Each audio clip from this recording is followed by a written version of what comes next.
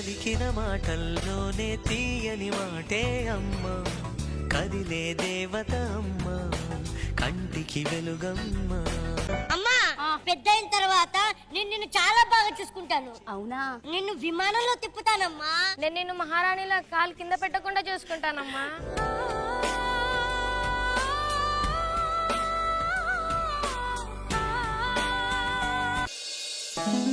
అవును, ఇంత ఆలస్యమైంది, పెద్దోడు ఇంకా ఫోన్ చేయలేదేంటి? నానా ఏంటమ్మా ఏంటి? ఏం లేదురా, ఆలస్యం అయిపోయింది. తిన్నావా? పెట్టే ఫోన్ పెట్టేసాయి. అది కాదు నాన్న, ఎప్పుడో తిన్నాక. పెట్టే ఫోను. తిన్నావా లేదో చెప్పరా? నిన్ను చాలా బాగా చూసుకుంటాను, విమానంలో తిప్పుతానమ్మా. మా ఆకలేస్తుంది, అన్నం పెట్టు నాకు. పెడతాను రా. దగ్గు బాగా ఎక్కువ అవుతుంది నాన్న, కాస్త మందులు మారిస్తే కొంచెం కుదుట పడతారా? ఏం పడతావమ్మా, నాకు వచ్చే జీతానికి ఈ మందులకి నెలలో ఇన్నిసార్లు తిప్పాలంటే నా వల్ల కాదమ్మా. నేను నిన్ను మహారాణిలా కాలు కింద పెట్టకుండా చూసుకుంటానమ్మా. అయ్యి నేను రేపు పొద్దున్న చూస్తలే, కానీ ముందు నాకు అన్నం పెట్టి ఆకలేస్తుంది. సర్లే సర్లే.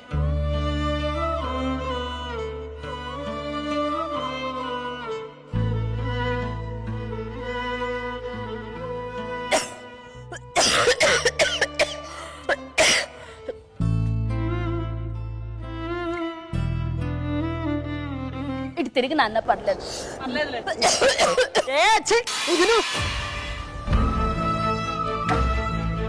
అయ్యో, నేను కావాలని చేయలేదు నాన్న. దగ్గు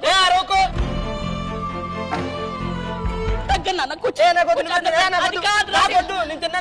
కొంచెం తినరా ఒరే.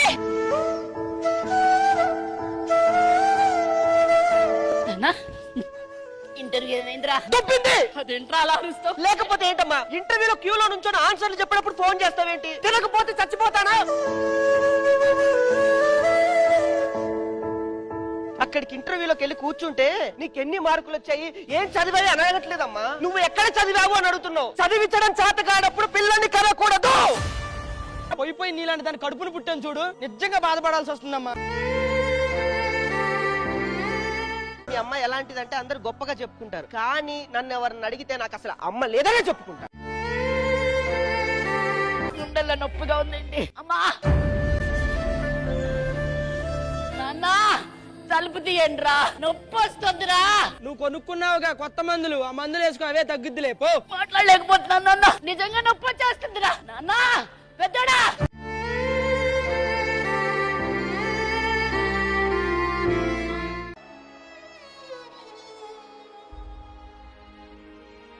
రే ప్రవీణ్, ఈరోజు పేరెంట్స్ మీటింగ్ కదా, మా మమ్మీ డాడీ ఇద్దరు వస్తున్నారు.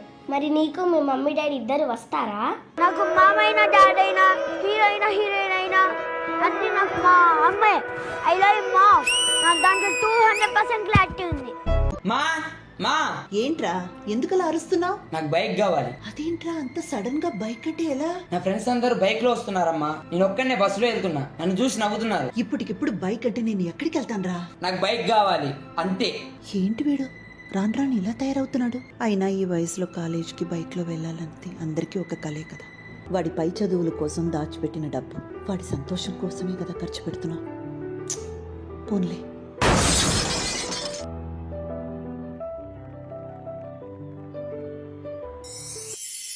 రవి, హే నాకు బైక్ వచ్చింది.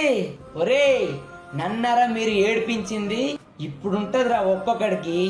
ఆగండి రా, వస్తున్నా. జాగ్రత్తగా తోడురా, ఫాస్ట్ గా వెళ్ళకు.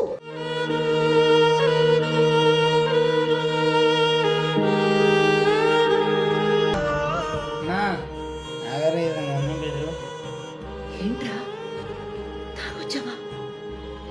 ఫ్రెండ్స్ ఇక్కడికి ఎరుతాయి కదా, దానికే కొడదావా? ఈ పాడలవాటు దీనివల్లే మీ నాన్న పోయారు. ఇప్పుడు నువ్వు కూడా ఇంకా నాకెవరు ఉంటారు? నీకో దండము, నీ ప్రేమకో దండము. నేను నీ దగ్గర ఉండనే ఉండను, దూరంగా వెళ్ళి ఎక్కడైనా ఉండ.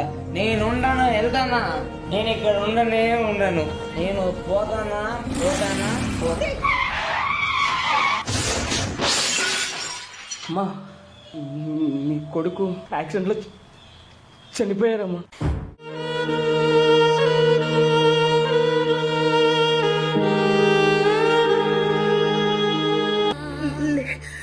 లేదు, వాడి ఇక్కడే ఉన్నాడు. అది కదుగో అక్కడే ఉన్నాడు.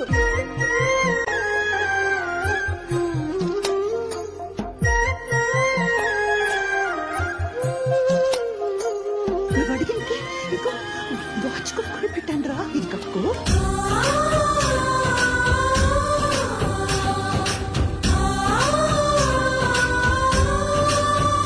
అన్నం తినిపించగా అమ్మా.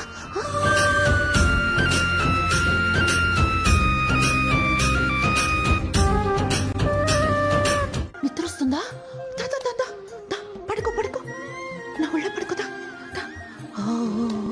నిద్రపో నిద్రపో. నిద్రపోతున్నాడు, మీరు వెళ్ళిపోండి. ఏం లేదు నాన్న, నువ్వు పడుకో. నన్ను వదిలి ఎక్కడికి వెళ్ళిపోకూడదు, సరేనా? సరేనా? ఈనాటికి ప్రపంచంలో కలుషితం కానిది అమ్మ ప్రేమ ఒక్కటే.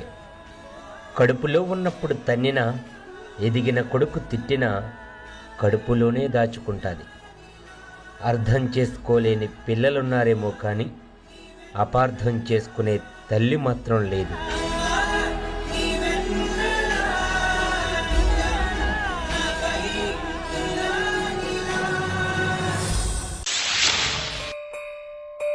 అమ్మా, నీకెప్పటి నుంచో ఒక విషయం చెప్పాలనుకుంటున్నా. నేను ఒక అమ్మాయిని లవ్ చేస్తున్నా అమ్మా. ఆ అమ్మాయిని పెళ్లి చేసుకుందాం అనుకుంటున్నా. చెప్పాను కదా, రేపు ఇంటికి తీసుకొస్తా. సరే, నీ ఇష్టం.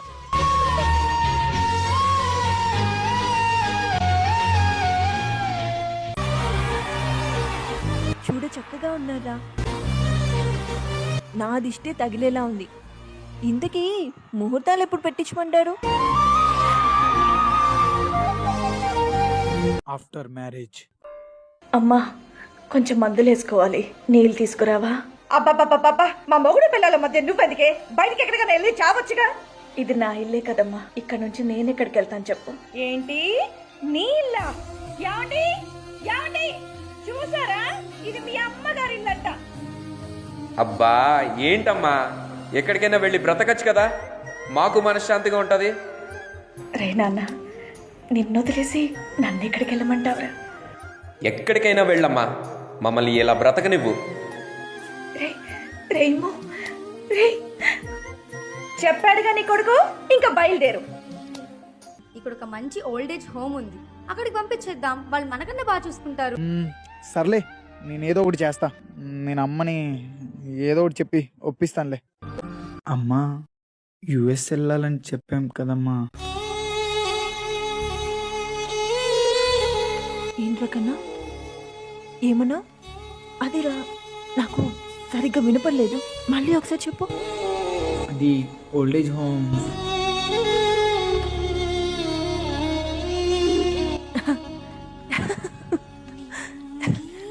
నన్ను ఓల్డ్ ఏజ్ హోమ్ కా?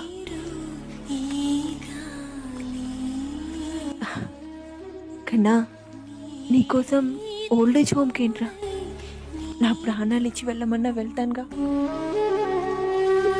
సరే, మీ ఇద్దరు సంతోషంగా ఉండండి, నేను ఎక్కడున్నా ఆనందిస్తాను, సరేనా? అమ్మా, లగేజ్ సర్దమంటావా? అయ్యో వద్దు కన్నా, వద్దు. నేను నేను నీకు సర్దుకుంటానులే, ఓకేనా? నువ్వే పంచు.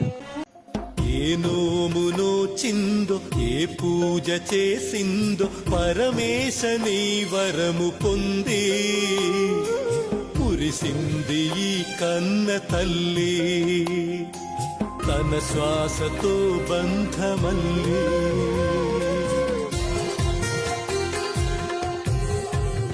నువ్వే ఇచ్చిన బిడ్డే దూరమై మోడై మిగిలై తల్లి పరమేశ.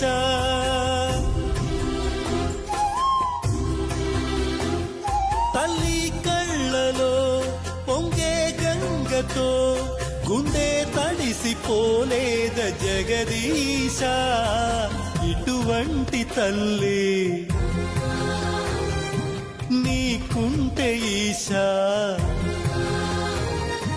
తెలిసేది నీకు ఈ తల్లి ఘోష.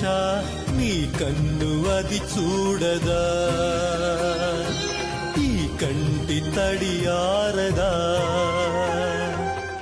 అమ్మా అమ్మా లేమ్మా అమ్మా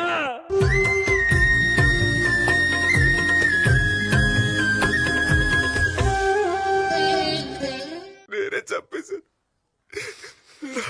చనిపోయింది నేను ఫోన్ తీసుంటే నువ్వు ప్రాణాలతో ఉండేదాన్ని నేను కావాలి చేయలేదమ్మా నేను చచ్చిపోతాను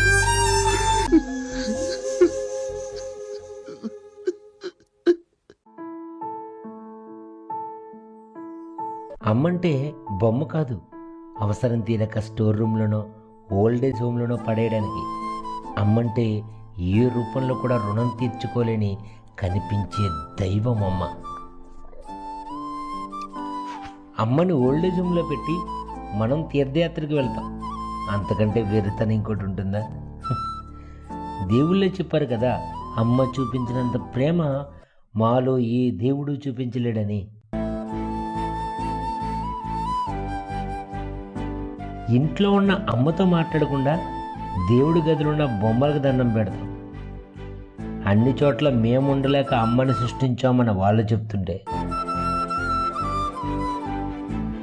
నిజానికి పిల్లలంటే ప్రపంచంలో అమ్మకున్నంత ఇష్టం ఎవ్వరికీ ఉండదు, అమ్మకున్నంత కోపం ఎవ్వరికీ ఉండదు, అమ్మకున్నంత ప్రేమ ఎవ్వరికీ ఉండదు, అమ్మకున్నంత బాధ్యత ఎవ్వరికీ ఉండదు. ఎప్పుడు మన గురించి ఆలోచించే మరో ప్రాణం అమ్మ ఒక్కటే.